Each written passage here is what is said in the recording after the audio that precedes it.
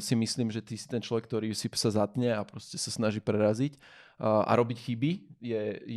Mám navnímané od teba, že si zvyknutá, že v pohode, však poďme, urobím milión chýb, ale veľmi rýchlo sa potom akože oprášiť a ísť ďalej. Hej? Že toto je veľmi, čo ja vnímam aj pri iných mladých ľuďoch u nás v rámci organizácií rôznych, že toto je taký ten pattern, že keď vidím toto u týchto ľudí, tak veľmi rád im dávam potom tie príležitosti. Hej. Nebáť sa robiť chyby, mať ten drive a proste, že ísť si za tým jasným cieľom a víziou. A keď sa im niečo nepáči, tak povedia a otvoria hubu a jasne povedia, že dosť, hej, že toto nie, alebo toto áno.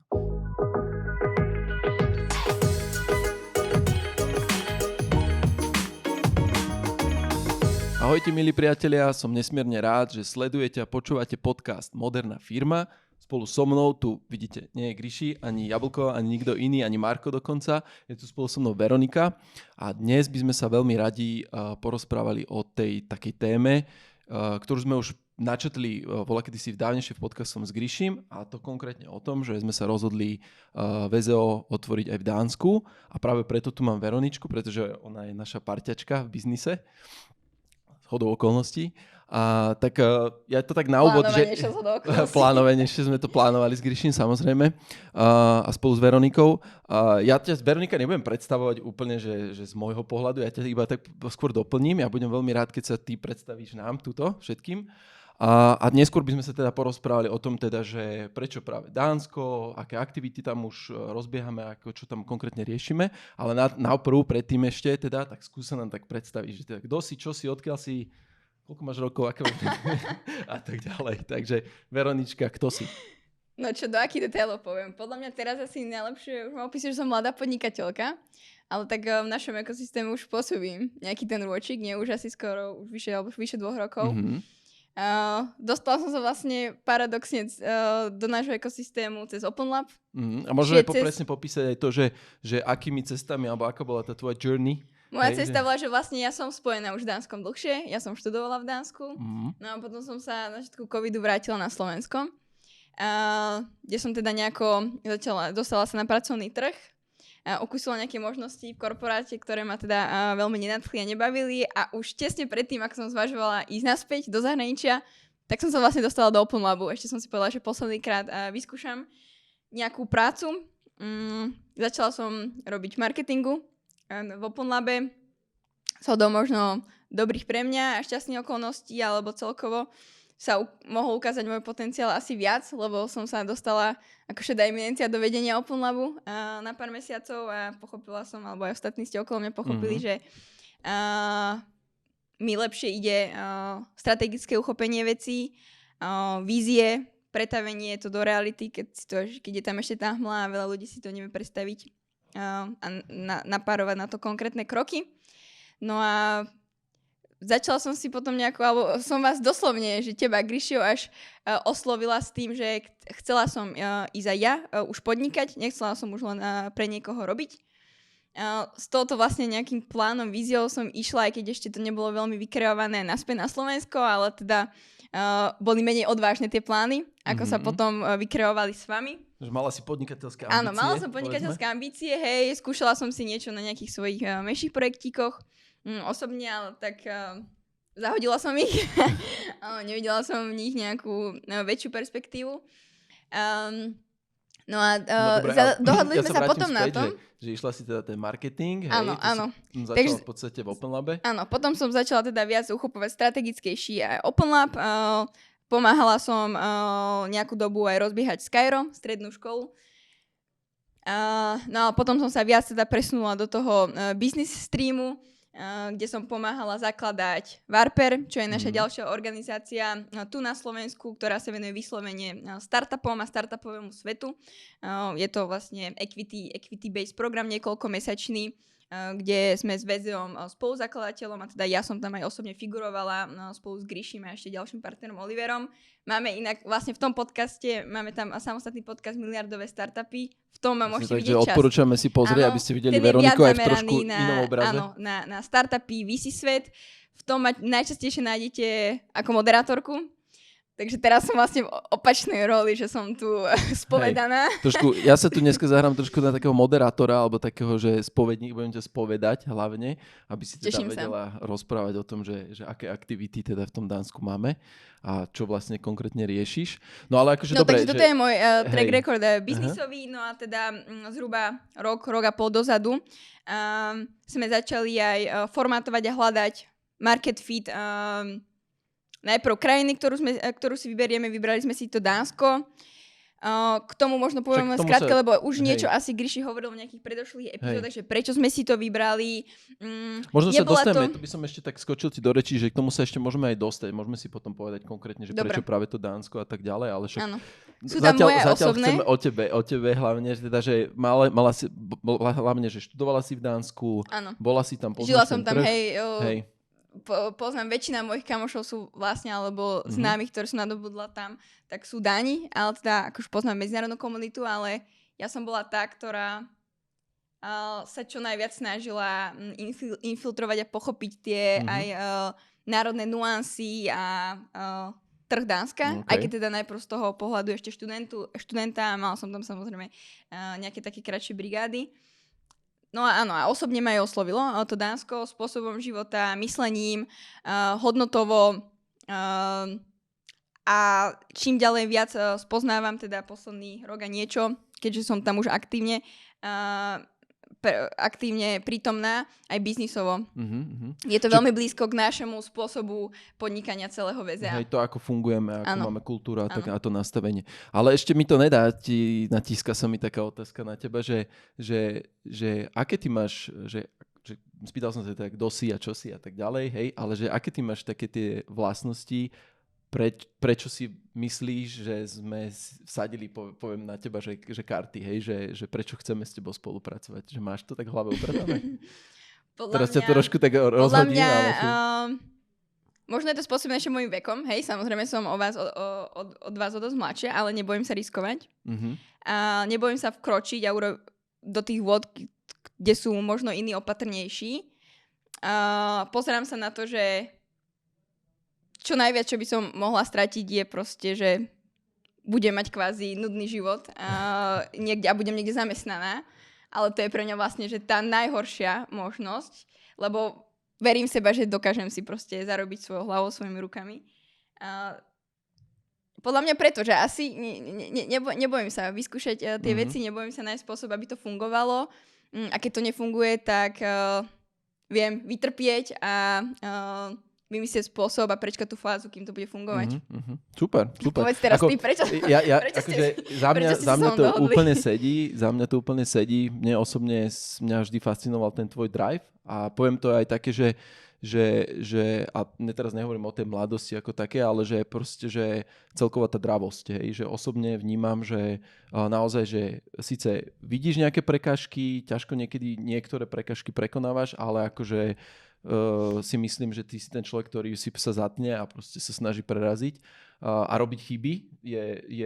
Mám navnímané od teba, že si zvyknutá, že v pohode, však poďme, urobím milión chýb, ale veľmi rýchlo sa potom akože oprášiť a ísť ďalej. Hej? Že toto je veľmi, čo ja vnímam aj pri iných mladých ľuďoch u nás v rámci organizácií rôznych, že toto je taký ten pattern, že keď vidím toto u týchto ľudí, tak veľmi rád im dávam potom tie príležitosti. Hej. Nebáť sa robiť chyby, mať ten drive a proste, že ísť si za tým jasným cieľom a víziou. A keď sa im niečo nepáči, tak povedia a otvoria hubu a jasne povedia, že dosť, hej, že toto nie, alebo toto áno. Takže za mňa akože legit sedí, že pekné, že ďakujem ti veľmi pekne, že si sa takto na úvod predstavila.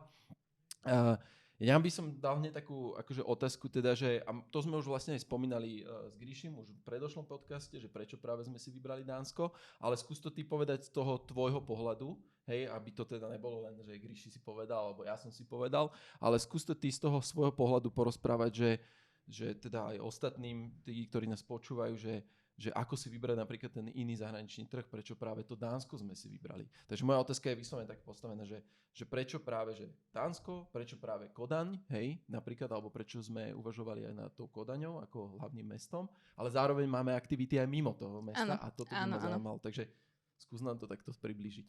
No, najprv sme vlastne formovali nejakým spôsobom, že čo to bude, čo tam prinesieme a keď už sme mali teda nejakú širšiu, špecifickejšiu víziu, ktorá bola, že vlastne ideme transformovať aktívnejšie celý biznis model a to, ako fungujeme v tej dobe, teda ešte rok a pol dozadu na Slovensku a v strednej Európe. Čo bolo to, že ideme sa stávať aktívnym investorom, aktívnym co-founderom vo firmách, ideme investovať do mladých firiem, rýchlo rastúcich startupov, alebo ideme spolu zakladať nejaké väčšie firmy až holdingy. Takže toto sme vedeli, že chceme robiť, hej. Zároveň sme vedeli, alebo teda, že to sme nechceli prekročiť, že aké máme my morálne hodnoty, spôsob fungovania.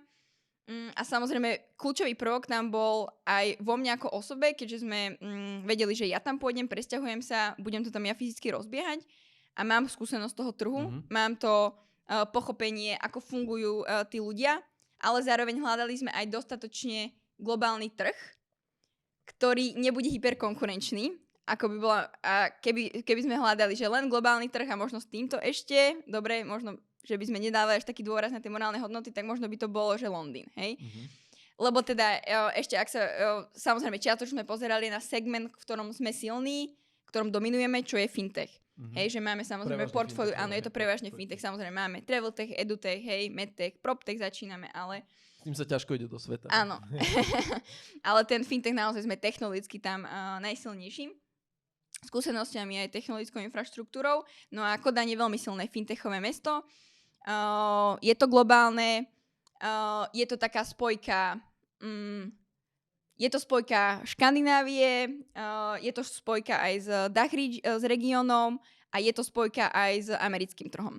Hej, že je tam taký next step. Je tam taký, áno, je to taká, že medzikrok vlastne, neviem, či už o tom sme hovorili, ale teda máme aj víziu a plán do nejakých 2 rokov, možno skôr, možno neskôr, uvidíme, ako to pôjde, expandovať a otvoriť nejakú centrálu aj v US.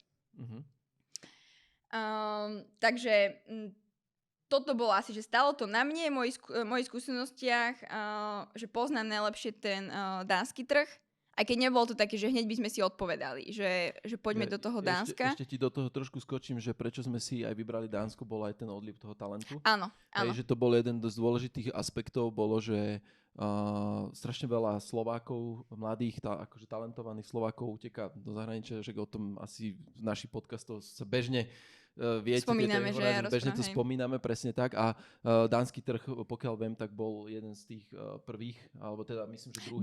Dánsko je v Dánsku je vraj najkvalifikovanejšia diaspora, slovenská diaspora v rámci celej Škandinávie. Čo je vlastne pochopiteľné podľa mňa a nie je to prekvapujúce, pretože Dánsko má kvalitné univerzity a veľmi dostupné. Sú zadarmo a vlastne je tam ešte podpora od štátu. Samozrejme, momentálne, keď to teraz nahrávame, tak už sa to pár mesiacov, alebo vlastne tento školský rok trochu zmenilo, že porušili tam niektoré, alebo dosť veľa anglických odborov, ale je tam ten trend, že pravdepodobne sa to naspäť zvýši a zlepší. Hej. Ja som len chcel dodať iba to v podstate, že a prečo sme sa rozhodli aj vďaka tomu, že teda my riešime v rámci Slovenska teda veľmi vzdelávanie, riešili sme odliv alebo spomalenie toho, nie že zastavenia, ale spomalenie odlivu toho talentu do zahraničia a Dánsko bolo tá krajina, kde ten talent odchádza a dávalo nám zmysel vlastne to prepojenie, že aj keď tí študenti odídu odtiaľto zo Slovenska, tak my sme tiež v tom Dánsku, vieme to... Vieme ich nejakým spôsobom regulovať, hej, a prepojiť, dať im príležitosť sa prepojiť aspoň. A to je, že počúvam to veľmi veľa, lebo tak samozrejme prirodzene atrakujem asi aj nejako svojou prítomnosťou Slovákov žijúcich v Dánsku alebo Škandinávii a veľa z nich mi teda hovorí, že keď sa nechcú vrátiť, samozrejme momentálna situácia, či už politická alebo iná na Slovensku je taká, že ich to nevábi veľmi naspäť. A povedzme si hej na rovinu, že nie sme veľmi konkurencieschopní, určite Dánsko ani Škandinávie, či už možnosťami profesnými alebo finančnými, ale majú tú potrebu, že sa nejakým spôsobom prepojiť naspäť so svojou domovinou. A väčšinou našťastie tí Slováci majú tú tendenciu, že vrácať sa časť, čo je ale tam musí byť tá vnútorná ambícia spôsobená tým, že chcem sa usadiť, tu mám rodinu, kamarátov, chcem si tu založiť rodinu, kúpiť nehnuteľnosť a zostať. No. Hej. Dobre, ako hovorím, jasné, akože, že prečo sme si teda vybrali Dánsko, sme nejakým spôsobom zhrnuli, prečo Kodaň. Ešte možno, že by bolo dobré, ale to si už môžeme rozprávať v ďalšej debate a moja vlastne otázka je, že tým, že už sme tam etablovaní, máme tam už normálne legit firmu. Áno, v Kodani, hej, konkrétne. V strede vlastne v centre Kodani pri dánskom parlamente. Okay. V historickom centre, takže keď niekto náhodou budete tam, ja som teda ešte tam není permanentne, budem tam od apríla, ale keď nás niekto počúvate a budete žijete napríklad v Kodani alebo v Dánsku, budete tam, tak kľudne sami ozvite, môžeme dať kávu. Treba dať debatku. Dobre, a mňa by zaujímalo, že či by si nám vedela zhodnotiť vlastne tie aktivity, ktoré sme urobili doteraz. V podstate za tým, že už je koniec roka, už bude nás čaká rok 2024, hovorila si, že sa tam budeš pomaly presúvať, ale možno by bolo fajn, keby sme takto, že našim posluchačom a sledovateľom povedali a porozprávali trošku, že aké to je otvoriť tam tú firmu, hej, že aké to je tam prísť, možno, že nejaké skúsenosti, keby si povedala konkrétne, že aké aktivity sme urobili k tomu, aby sme teda sa pripravili na to škálovanie tam toho našeho biznisu a celkovo, že to hľadanie toho market fitu, že ako to ty teda vnímaš, že čo sme zažili za ten rok 2023, čo ty konkrétne, hej? No, to bolo na dvoch úrovniach.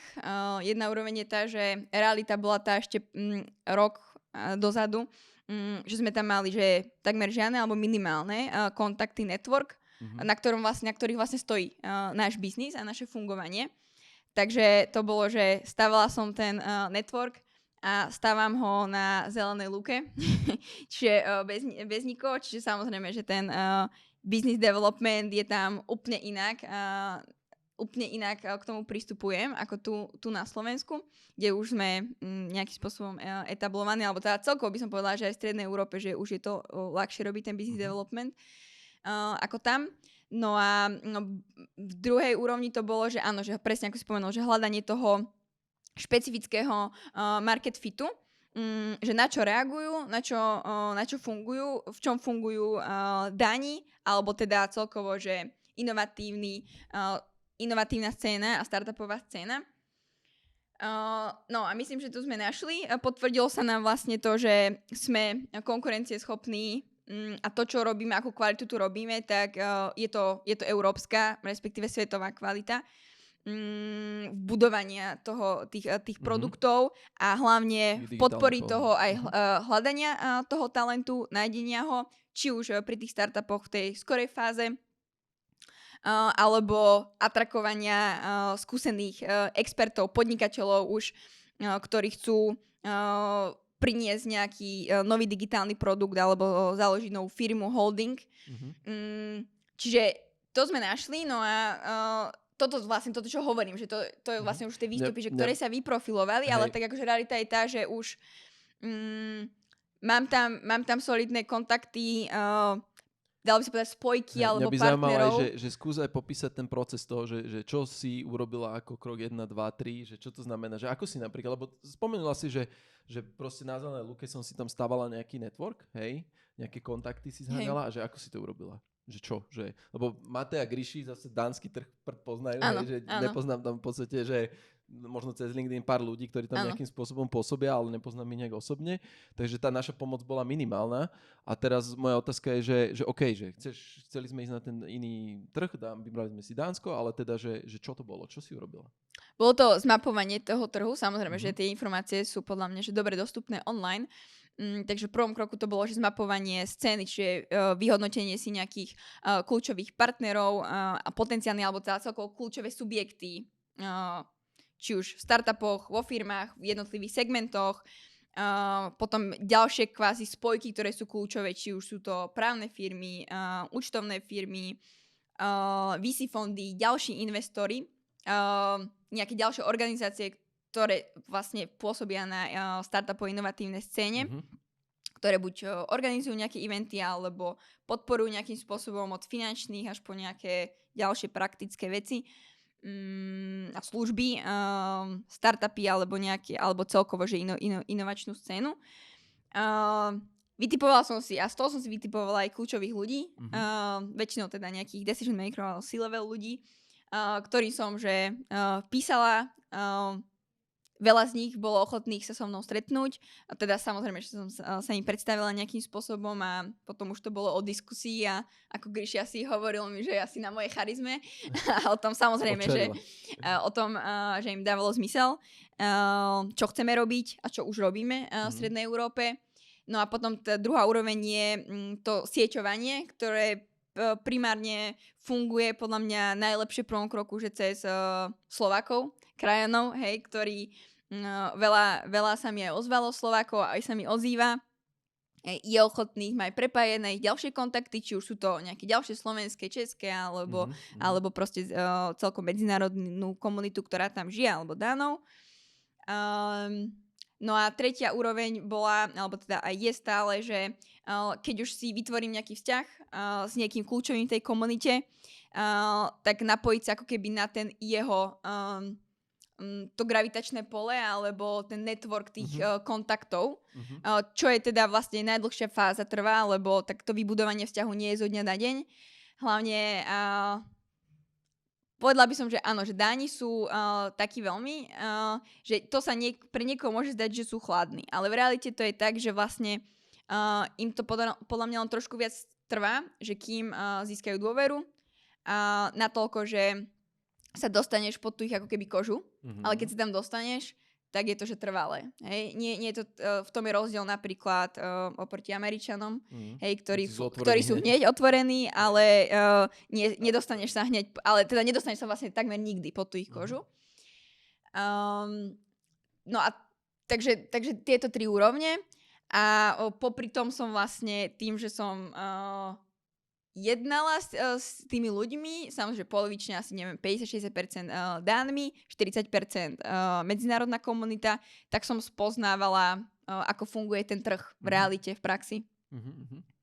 Hej, akože berem to tak, že my sme sa fokusovali prevažne skôr na tú startupovú scénu, akože na úvod, hej, áno. Že sme skôr išli presne, že či už inkubátory a kvázi hľadali sme inovačné centra, univerzít, organizácie. Išli sme kvázi cez ten talent, hej, že hľadáme v podstate, čo aj my robíme, tým, že sme akože sa veľa venujeme vzdelávaniu a teda dáva nám zmysel ísť práve cez ten talent, tak hľadáme ten talent tam, s ktorým sa vieme spojiť a vieme ho ďalej rozvíjať a pomôcť tam, kde ten talent tam alebo chýba, kde tam nemajú proste, že všetko podchytené. Takže fajn, akože super v zmysle toho, že tie aktivity, ktoré sme robili a teraz napríklad za ten rok 2023 by si to ako vyhodnotil, že ako sme pripravení na rok 2024, hej? Že čo všetko máme napríklad a čo ešte nám chýba? Máme, vyhodnotili sme to, že tým, že teda sme si dodali asi viac sebavedomia a že sme konkurencieschopní, že ideme v prvej fáze aj prinášať naše projekty, ktoré majú globálny dopad a potenciál škálovania. Takže ideme škálovať asi náš najväčší projekt, ktorý momentálne tu budujeme už. Je to Finverzum, globálna investičná platforma, kde je teda viac regulovaných subjektov, ale do Dánska teda ideme a do Škandináviu. Ideme s crowdfundingovou platformou a neobankou, kde ešte, čo je challenge, že už vieme, že to tam bude fungovať, ale našli sme ešte ten níž tej cieľovej skupiny, že ktorá to bude. Budú tu určite early adopters, bude to inovatívna komunita.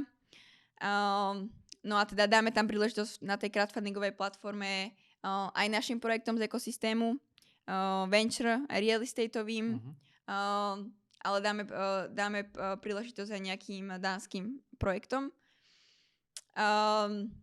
Na čom sme ešte pripravení je, že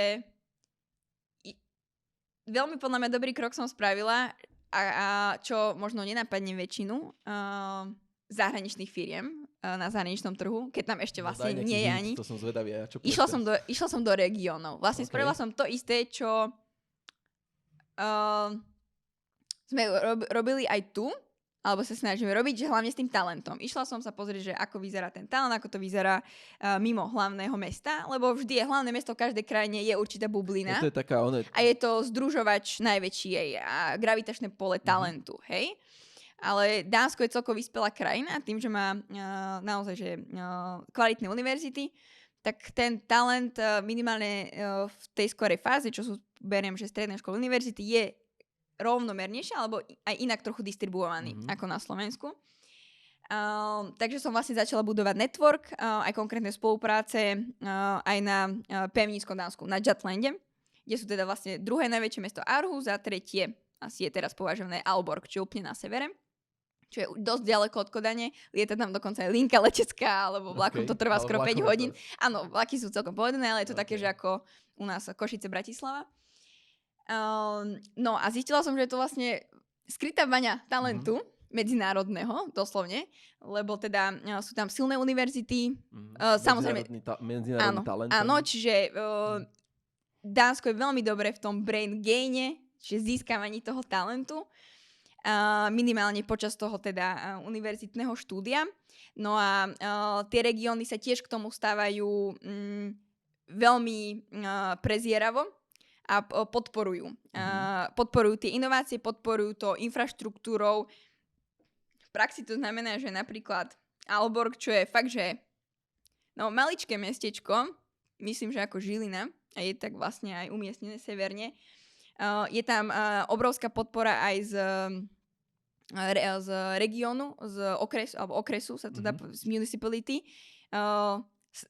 Primátor je podporujúci človek, mladý vlastne, ktorý má track record v biznise a podporuje konkrétne od univerzity až konkrétne nejaké startupové, biznisové podujatia, alebo tiež nejako dlhodobejšie, alebo akokoľvek vlastne iniciatíva, ktorá dáva zmysel a rozvíja aj nejako ten región v rámci biznisu, tak je veľmi otvorený podporiť.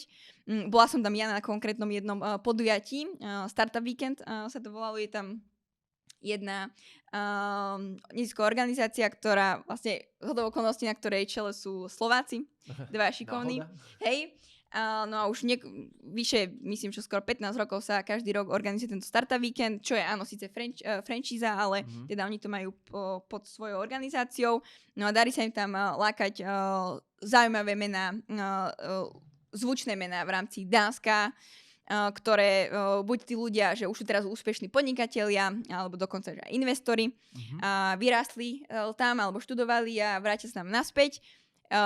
No a teda ja som tam tiež išla, sa rozhodla a dohodla sa, že pôjdem tam ako mentorka.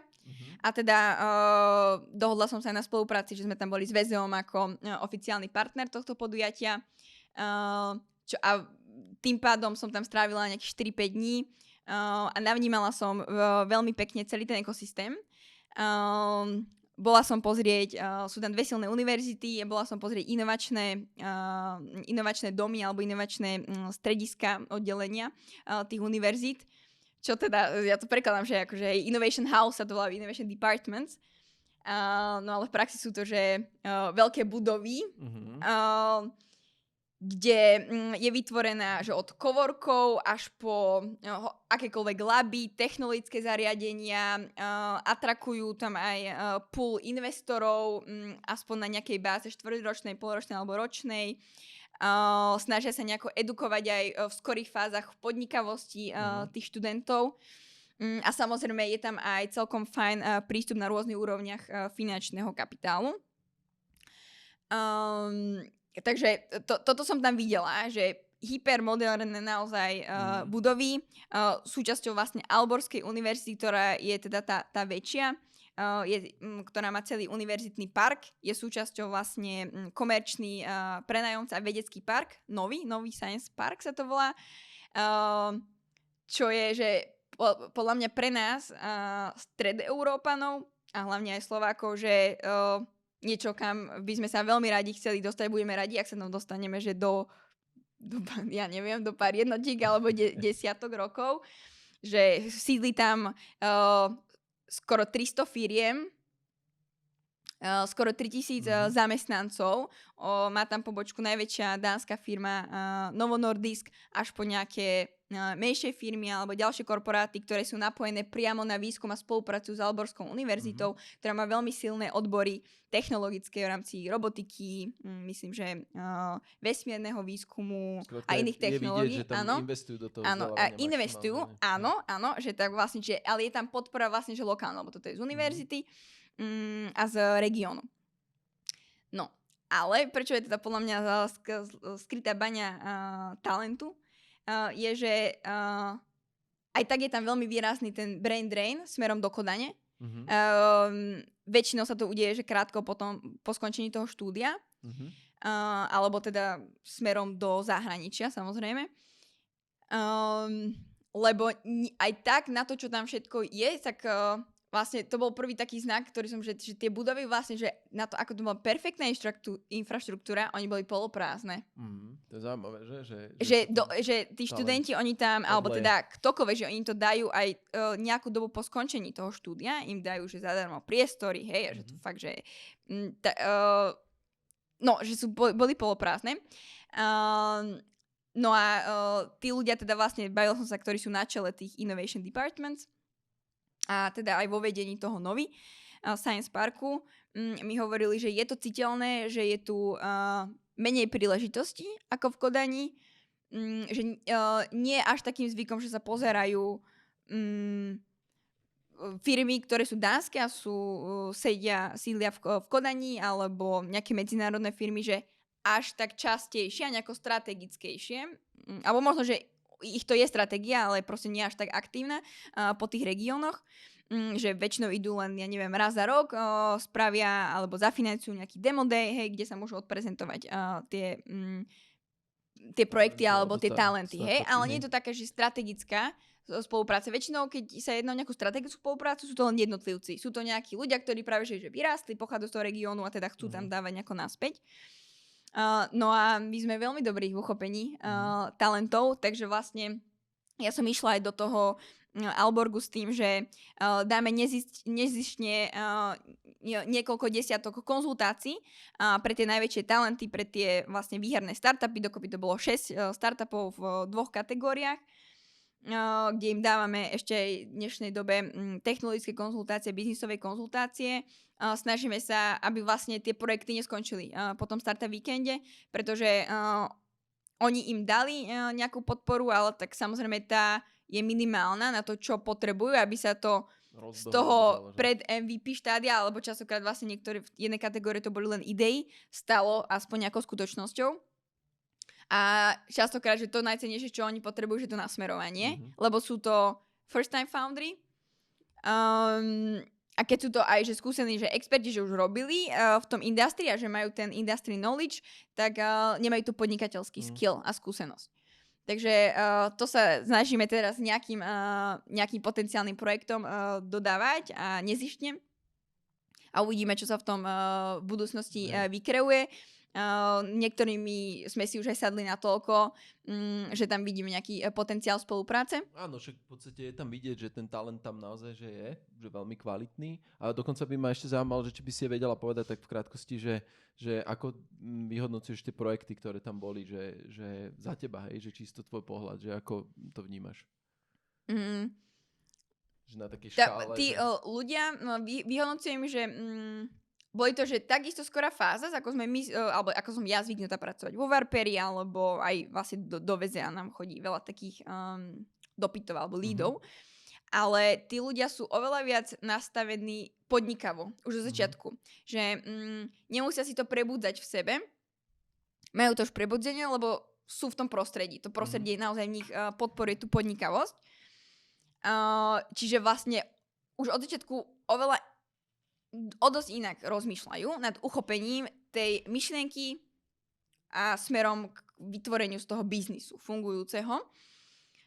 Čiže do tej miery by som mohla povedať, že to boli, aj keď to boli, že v skorom zárodku, boli to kvalitnejšie projekty. Okay. A tí foundry mali možno trochu viac sebavedomia aj, ale takého, že veľa z nich bolo aj pokorných, ale takého, že chcem to vyskúšať a že vnímam aj, ako sa aspoň Škandinávia, ako funguje trh, hej. Jasné. Dobre, akože super, díky, za mňa akože fajn.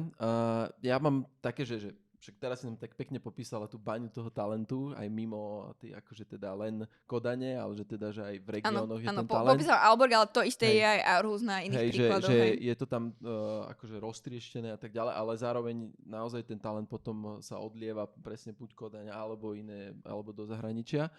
No o tom sme si myslím, že povedali dosť, ale vrátim sa späť teraz k Väzov a k tvojej tej ceste, tej journey proste, že čo s tebou ďalej a čo s Väzom Nordic ďalej, že čo nás čaká potom z tvojho pohľadu v roku 2024, že už sme tam si urobili nejaké zázemie, máme tam už legit rozbehnutú firmu, robíš si tam nejaký network, ale že čo sú naše ďalšie plány do budúcna? Skús to takto akože objasniť, že ja to akože dávam založiť tam, mať tam fungujúce firmy. Mať tam tiež fungujúce firmy. Byť tam etablovaný, hej, že čo ešte teda nie sme, že sme tam len otvorili sme tie dvere a už mám, že tú nohu v tých dverách, hej, takže otvoriť do Korán tie dvere a rozbehnúť tam. Budúci rok sa budeme zameriavať na to Finverzum. Hej, akože v podstate... A máme ešte rozbehnuté, otvorené nejaké ďalšie projekty v PropTechu, e-commerce, takže budem veľmi rada, keď aj toto vyjde. No a ako možno, že to už aj Gríši spomínal, že tu ten nový spôsob nášho fungovania a biznis modelu je, že znižujeme ešte tú kvantitu a prechádzame naozaj že na pár projektov ročne, aj tu v Strednej Európe, aj v Škandinávii. Hej, že naozaj, že čiže toto je, to je, že vlastne vývoj, ale naozaj sa fokusovať na to, že nájsť si vhodného na rozbeh partnera. úspešných firiem, hej, že či už rýchlo rastúcich tých startupov, alebo tých, povedzme, že toho udržateľnejšieho, niekedy pomalšie, niekedy môžeme rýchlejšie rastúci biznis, ale je to, že udržateľný, že dlhodobo fungujúci.